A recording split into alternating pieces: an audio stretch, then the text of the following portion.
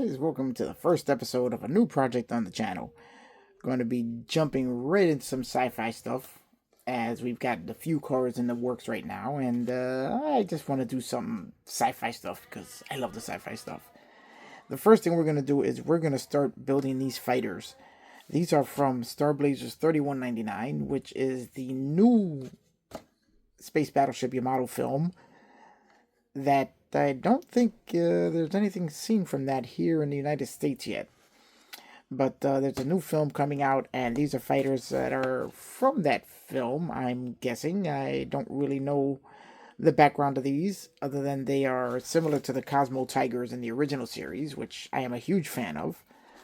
So why don't we just take a look at this, open it up, and see what we got. Let's take a look and see what we got. Open it up, we're going to look at the instructions. It's a very, very simple construction. This is all that it takes to build one of the fighters. And here is the other one. I'm guessing it's all in Japanese. Can't really tell you what any of that says.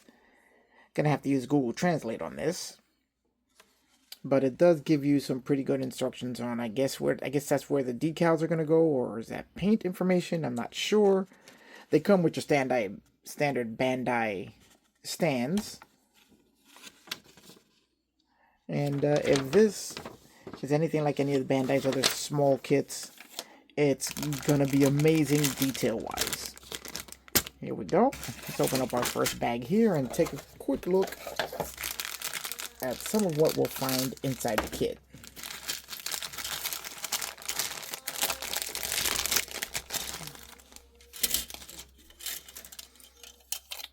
Okay, here we have our first set of sprues.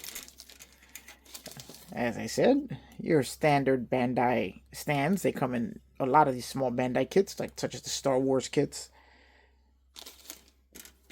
Here we have... Now, this is something that Bandai does that's very cool, which is have multicolored sprues. Not really sure how they do that, but it is still very cool.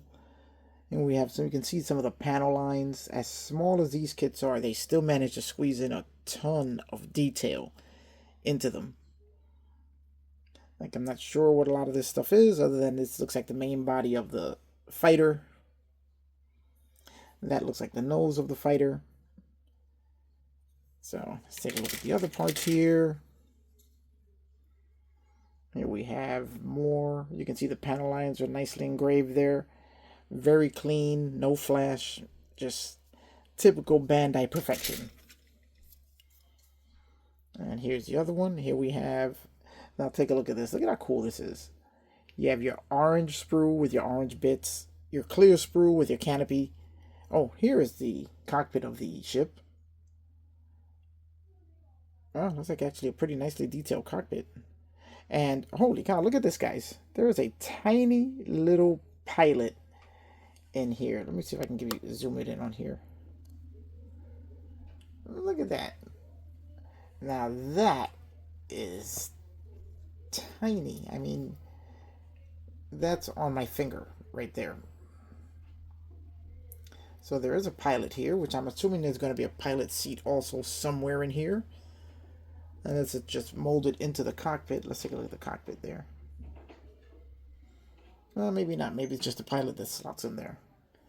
Well, that's going to be interesting to paint. So that's a quick look at the first fighter. Now let's take a look at the second.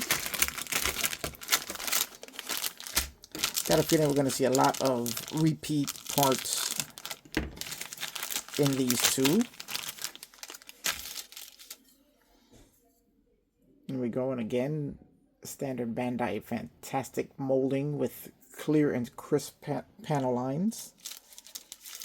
Now this one actually has all the decals on it. They look like water slide decals. Thank you, Bandai, because really can't stand your stickers. Here we have okay, and there's another tiny little pilot. This all looks very familiar to what was on the other one. Let's just compare the two.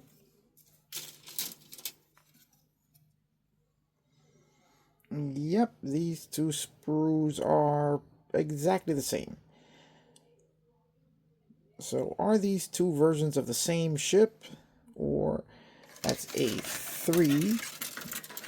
That's blue. Let's take a look at A2. Yes, they do look the same. And now let's take a look at A1. So I guess it's just two of the same fighter. I thought there may have been two different style fighters in here. But I guess it's just two of the same fighters. You get two fighters in this one package. Everything does look exactly the same. Alright, that's pretty cool. And of course we have our decals.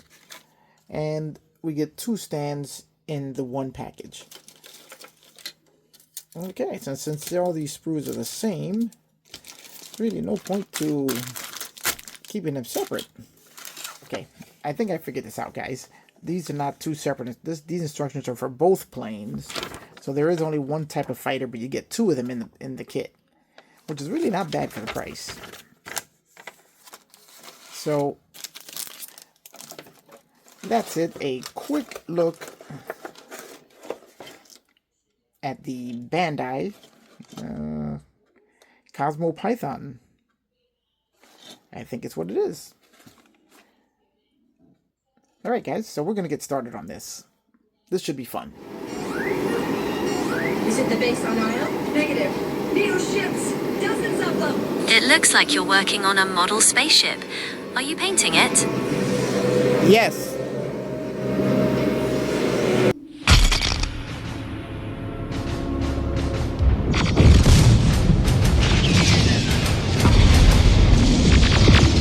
Yes, it looks like you're airbrushing it. What color are you going for? Various shades of gray.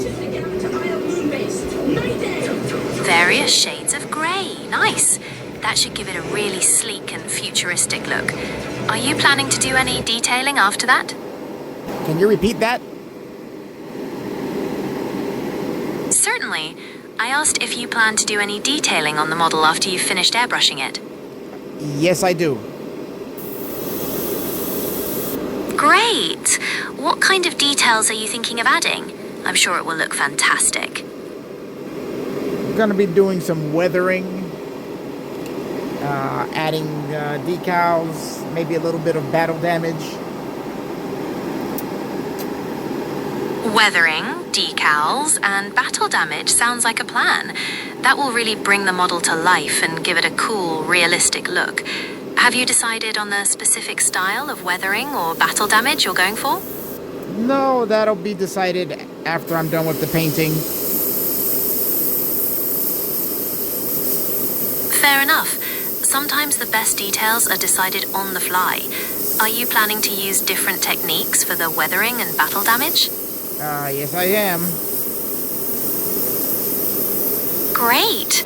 What sort of techniques are you planning to use? I'm curious to know your approach.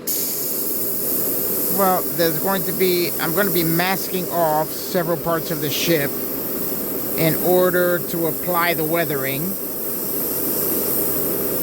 Similar to what I'm doing now, which is going to allow different textures to show up on the ship. That sounds like it'll add a lot of visual interest. Different textures can make a model much more dynamic. What kind of textures are you thinking of creating? Just different variations of lights and darks, just to give the model something that is going to be more interesting to look at. Ah, I see. Playing with lights and darks creates depth and visual interest. Will you be using the same technique for the battle damage too? Yes, very similar. Sounds good. It's interesting to see how you're creating those different textures with varying lights and darks. Are you happy with how the battle damage is looking so far?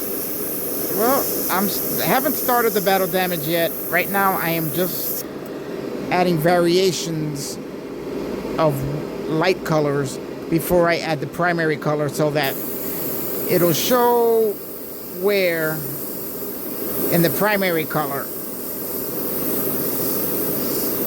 Ah, that's a clever way to create depth and interest in the primary color. By adding those lighter variations now, you're pre-shading and making the final color more impactful. Are you going to be using a specific primary color? It's going to be a very light gray. So that the... A very light gray? Yes, that means that way that the bright white that I am adding as pre-shading, it's going to show through it and add texture to the gray. Yes, that's a great way to achieve that textured look you're after. By airbrushing the bright white as a pre-shade, it will shine subtly through the light gray paint, adding depth and visual interest. Are you planning to continue airbrushing after this pre-shading step? Yes, I am.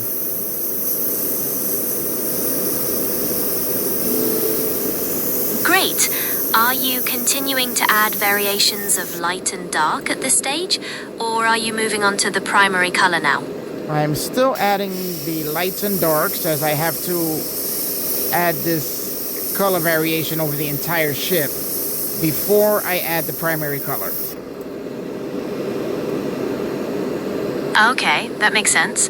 So you're building up those variations across the whole model first before applying the main gray. How's that process going? It's going pretty good so far. That's great to hear. Taking your time to build those layers is essential for achieving the desired effect. Are you planning any specific lighting effects with this pre-shading? No lighting effects. It's just going to be all paint. That's perfectly fine. The pre-shading will still give the model a lot of depth and visual interest, even without lighting effects. Are you ready to move on to the primary color now, or are you still working on the pre-shading? Oh, no, I'm still working on the pre-shading.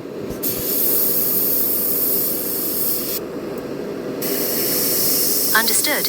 You're taking your time to ensure the pre-shading is consistent across the entire ship before moving on to the main gray. Is there a particular effect you're hoping to achieve with this pre-shading? I'm hoping to just achieve a weathered used look. A weathered, used look is a great goal. The pre-shading you're doing now will be very effective in achieving that. Are you thinking of any other techniques for the weathering and battle damage? Well, I am going to be taping off various sections of the ship to apply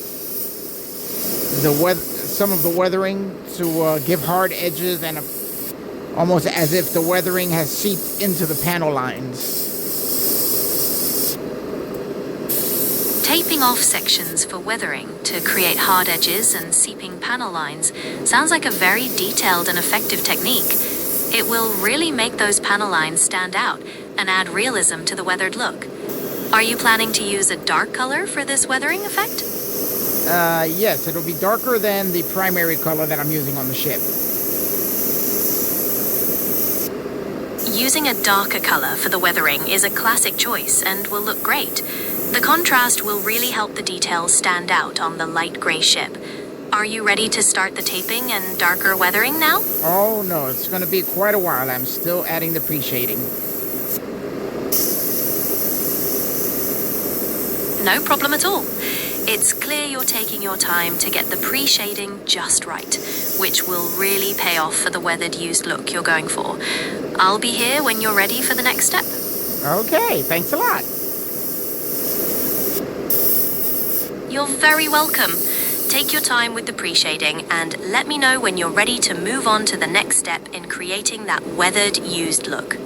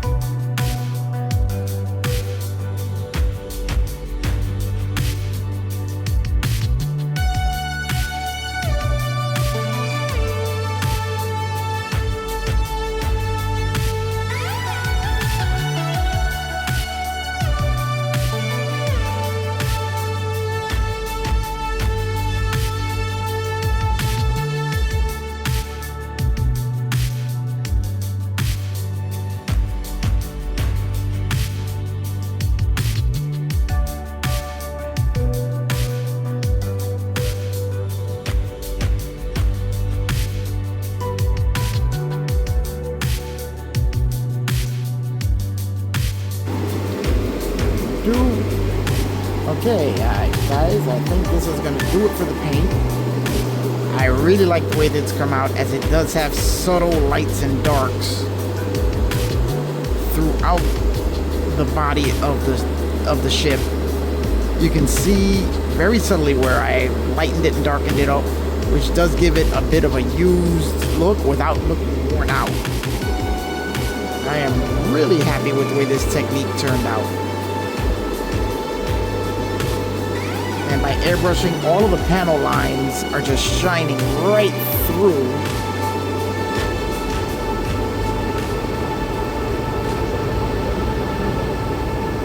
Wow. This is really looking good. It's going to take the weathering really nicely. Alright guys, so now we're going to let this just sit and cure. Alright guys, excuse the sound of my voice. I'm a little under the weather when I'm recording this. But here we have the finished product and the end result of all our work. You can see that there are subtle shades and differences in the panels of the ship. You can see some shadows in there. I think it worked out really nicely. As I stated before, the tricky part is knowing when to stop spraying paint so you don't cover the ship evenly in one solid color that makes it look flat. The lights and the darks right now are adding texture to the ship and adding depth to the paint job. So I'm really happy with the way it came out. Even though I might have gone just a little bit heavier on the paint than I intended to, I think I still got a pretty decent result. So next comes a lot of detail work, panel lining, adding all of the rest of the parts. But that'll be in part 2. So I'll see you on the next one.